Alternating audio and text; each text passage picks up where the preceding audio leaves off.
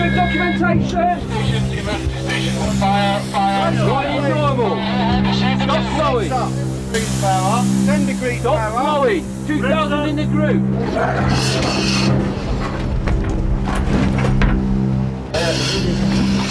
Get to EBS, nice man, now, move yourself! Right. I have the ship, half ahead, 40. 40. The medical party! Slowing down, in control. Somebody.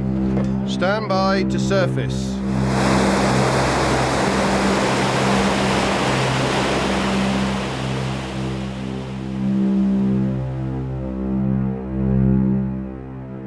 That was an exercise, but the next time it could be for real.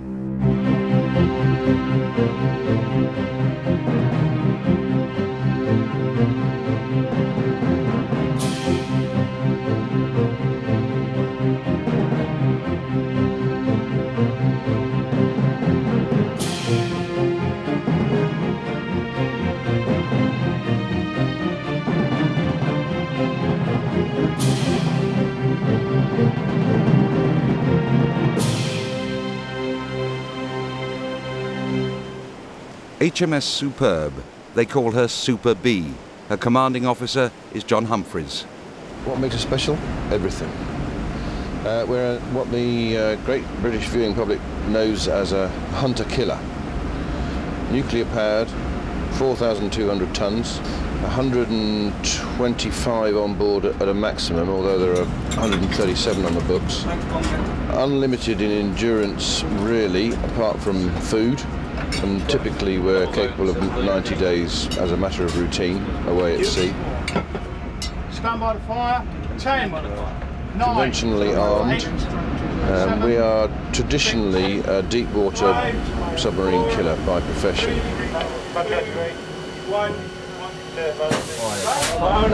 We are also involved in intelligence collection.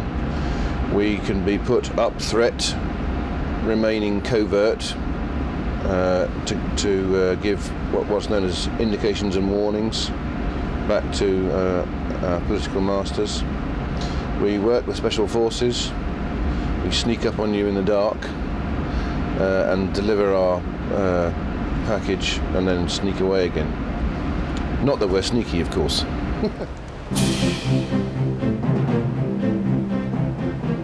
Ever since it was formed, the Submarine Service has attracted a special type of sailor. They're quite proud of the fact that they were once dismissed, even by the Admiralty in 1902, as underhand, unfair and damned un-English. Over the next 6 weeks we shall follow this special breed and the submarine they serve. Without doubt it takes a particular type of person to be a submariner and a special type of person to be a submariner's wife. Away from home for months at a time and with no way of keeping in contact with that home and any problems that may arise. It's a way of life most of us would find untenable. But what do we know of a submariner's life while at or under the sea? According to Dave, Reggie Perrin, it's not like the movies. First of all, no, we have never been attacked by a giant squid, as we see on TV programmes. Well, I think as yourself, when you're walking through the submarine, you don't hear the ping, ping, ping like as shown on TV films. That's all gone nowadays. We do have the ability to do it, but we don't.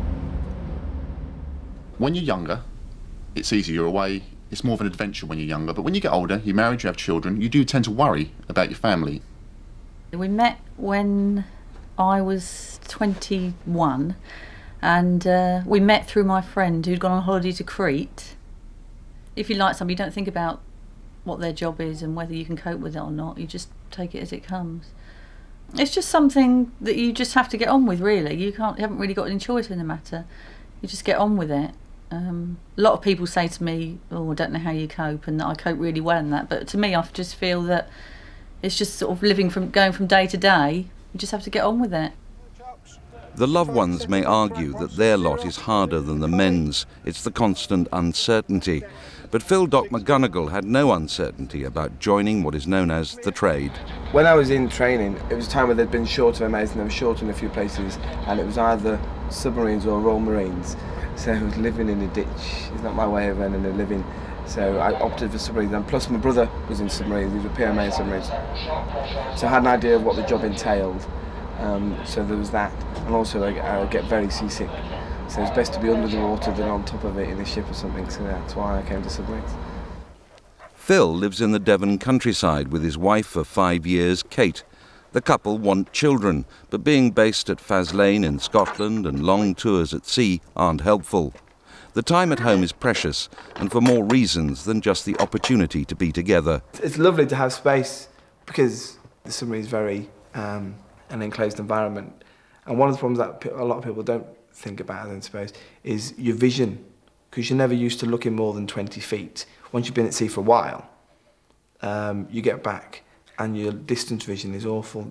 You have to be careful when you're driving and things, because you've got no, you can't judge the distance at all. But the space, yeah, I mean, I like it. We live up here, it's nice and open. We go out with the dog and stuff. I just utilise the space I've got by leaving things everywhere, which doesn't go down too well. The main thing is really the smell. They do everything that they have, everything that they own, it just smells of diesel oil and just the submarine. And you're so used to being on your own.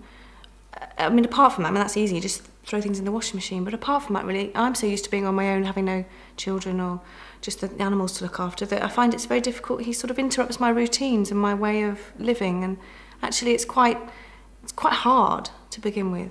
If it's just a short period, then you slot back into your own little ways quite easily, but if he's been away for a substantial period of time, then you sort of resent him, really, because he's, I mean, not that I do much or I go places particularly, but just my own little ways of times of eating and going to bed and things like that, and he just sort of interrupts it. But that only lasts a day or so, and then once that happens, you just slot back into the same old routine. Nothing changes. It's as if he's never been away after a sort of 4 or 5 days. Keith Astbury lives in Plymouth. Trying to sell it to somebody, I don't think you'd be able to sell it to anybody, because we breathe artificial air, we're in artificial light, we don't get any sun. It's hard work, but I think it's the friendship, that because everybody works for everybody else.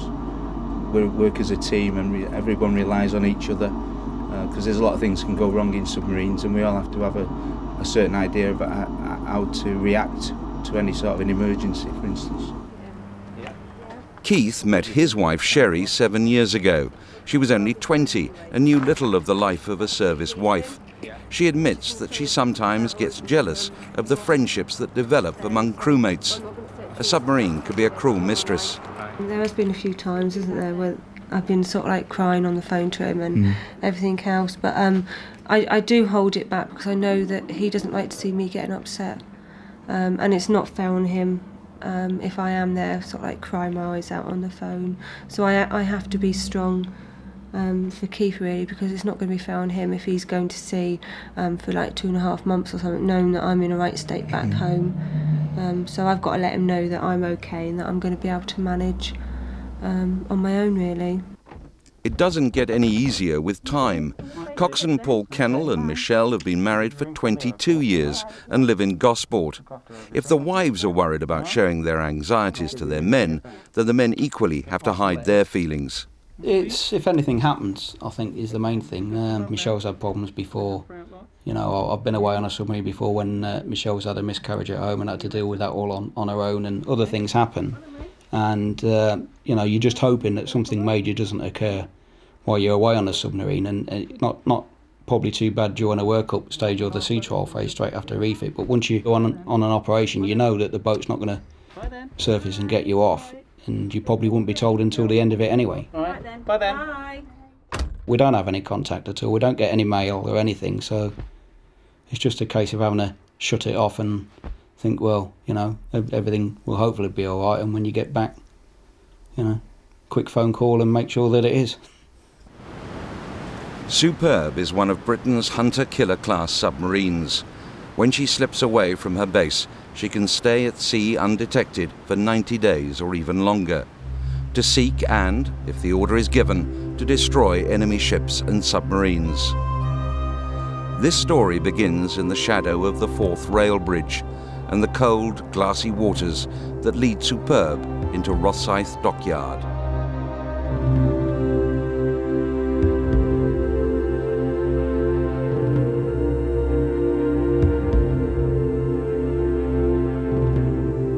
She may be one of the most powerful warships in the world, but at 25 years of age, she's considered an old lady. Super B is coming to the end of a 3.5-year, £200 million refit. The figures involved are awesome. 24,000 items have been checked and surveyed, 14,000 items overhauled, 25,000 litres of paint and 345,000 nuts, bolts and washers have been replaced, along with 136,000 kilometres of cable.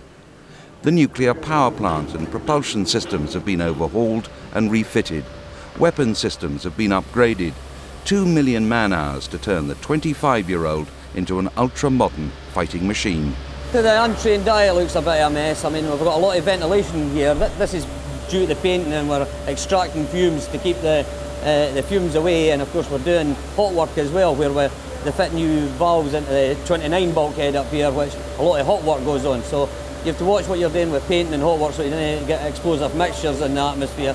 So there's a lot of vent hoses, and that's what all these hoses are here. The cables themselves, the units are stripped out, the cables are checked and run through, and basically say you preserve them, tally them up ready so you know where they go back, so the jigsaw all marries up at the hinder end. The pride of the workmen in the Scottish Yard is self-evident, but there is also great urgency. Deadlines have to be kept, and not just for the massive rebuild programme. The crew are about to come under intense pressure. Well before many of the crew see their new charge, the workup schedule has begun using the simulator in Plymouth. Emergency stations, emergency stations. The new Superb will be unlike anything these men have ever had to crew, and that includes Commanding Officer John Humphreys. We are none of us bright, otherwise we'd be snorting coke on the stock exchange and flying our own Learjet. So we do things by rote. So these guys will react in accordance with emergency operating procedures and make the boat safe. The training that we're doing at the moment is part of a process designed to bring us from novice stage with background experience into a submarine, out of a refit environment, which is 3 years alongside, not being at sea, and then in stages out to sea to do simple things and then do more complicated things until ultimately we can operate in any of the areas we're asked to operate.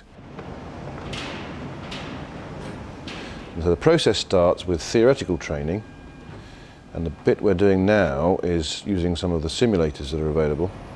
If we make a mistake, it doesn't matter. It's a simulator, it doesn't cost £300 million every time you run aground.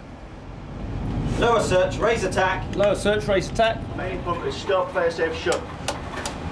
You have to surface the boat between 5 and 10 degrees bow, otherwise you do the old flip of the dolphin routine. Straight back down and we all die. What we're training these guys to do is react to emergencies to a certain point. And the point is getting the submarine in a known and safe condition. Petty Officer Perrin has made the long trip to Rosyth from Plymouth. For him, it's like getting a first glimpse of the new car that's been ordered with a whole range of extras and refinements. Reggie has served mostly on T-class submarines. At under 100 metres in length, Superb is not big, especially when it's jammed full of high-tech equipment and a skilled crew. But compared to what he's been used to, the refitted sonar room is big. Wow. This is unbelievable, the size of this compartment. Compared with the other? Compared with all the other submarines I've had. I'm a bit taken back for words at the moment for the amount of room that we've got in here. I've now walked into the Junior 8's mess. How many's in this mess altogether? 60. 60 blokes got to share this room. Obviously they won't all be here at the same time. There will always be some on watch. This will be what is known as the officer's 5 berth.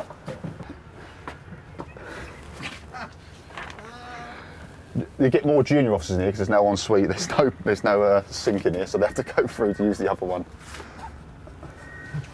There's only one way out and you've got to reverse. Life on a submarine.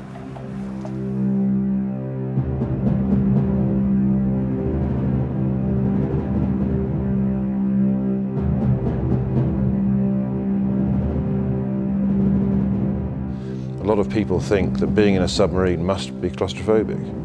In my 20-odd years in submarines, I've only ever met one true claustrophobe, and he had to be medically removed.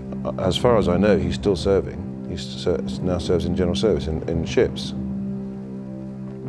A lot of people would have coffin dreams.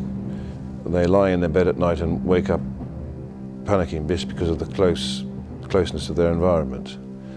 And that's all part of living in submarines. A lot of people suffer from that. That doesn't make them claustrophobes, that makes them 99 out of 100 rather than 1 out of 100.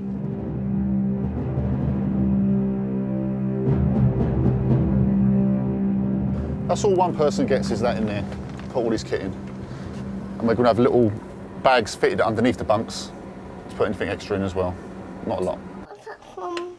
That's your egg. Don't touch it, Michael, because it's very hot. For Gail Perrin and the family, Reggie's trip to Scotland will be the first of many separations. I find it hard, obviously, because it's basically like being a single mother all the time when Dave's not here, which I am used to now, but it can be difficult depending on what's going on at the time, but especially if one of them are ill or anything. And if it's anything reasonably serious, it can be, you know, obviously worrying, but it's worse when you haven't got your husband there to support you and to help you. This has been my main compartment when I'm at sea.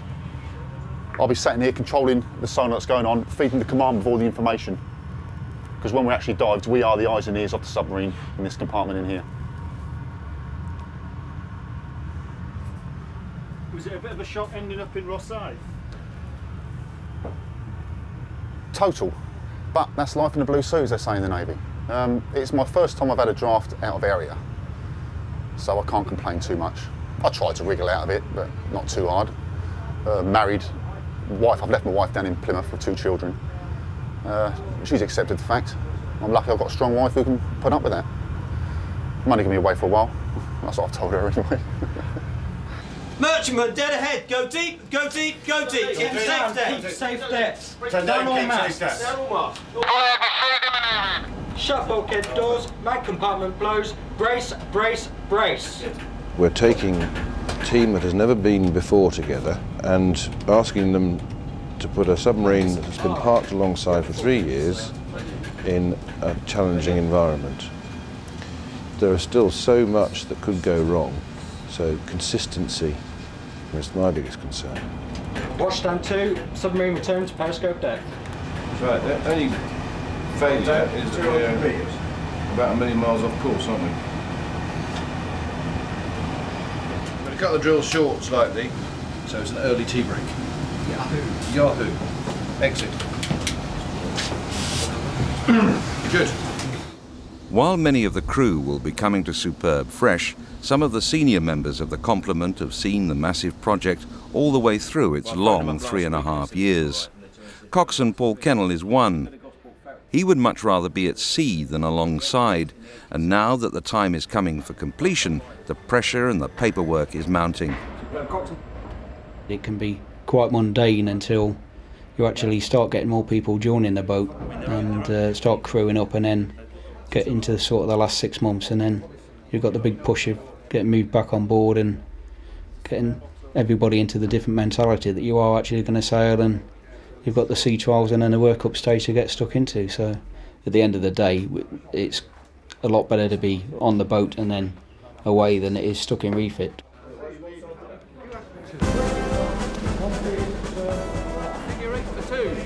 Seconds rank only. 1 pace forward, march. An ordeal for any member of the senior service is the parade.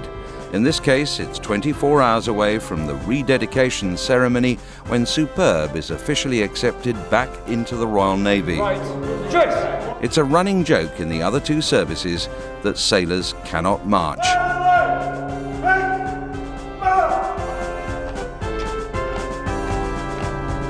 They know only too well themselves.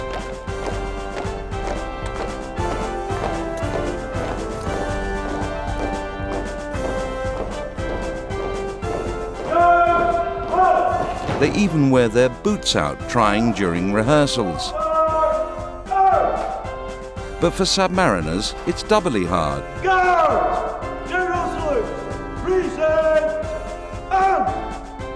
There's not much room for drill practice in the cramped 272 feet of a hunter-killer class submarine. The captain knows that the top brass will be watching closely, so a few prayers are quietly spoken that all goes well. Well, better than rehearsals anyway. The boots still need spit and polish, and on the morning of the ceremony, Superb is still a hive of activity. Like all major projects that have a deadline, there comes a time when the urgency takes on a momentum all of its own. A great submarine tradition is that it looks an absolute pot mess until right up to the end. There'll be various times when all will look to be totally lost, totally disorganised. But there is a plan. And 99 times out of 100 we achieve the aim. In this case, the company were the ones pulling things to bits frantically, cleaning them, putting them back together, laying the walkways to disguise the fact that actually they're still doing work on board the submarine, so that it looked good, so that it felt good. And you use it all the time available to you.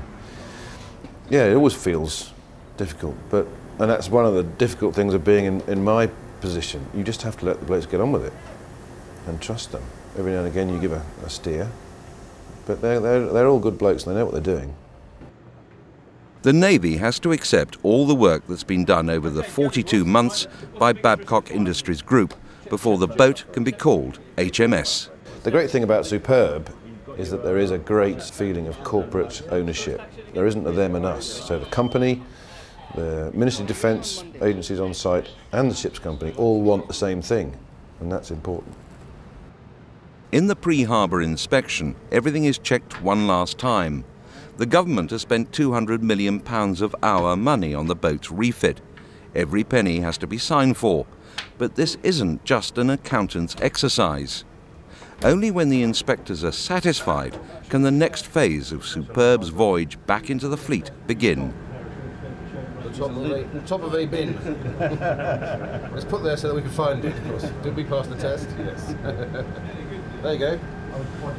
Can I have the £5 now, please? If it goes wrong, it will be a disaster. If we have overlooked something, if somebody picks something up and the company turn around and say, OK, I'm going to need time to fix that, then that will have a direct impact on my sailing date. And I would not be happy about that. Next week on Submarine, Rededication Day. The emotional goodbyes are made. Superb is crewed and provisioned, and what everyone has been waiting for over 3 years happens, the first voyage.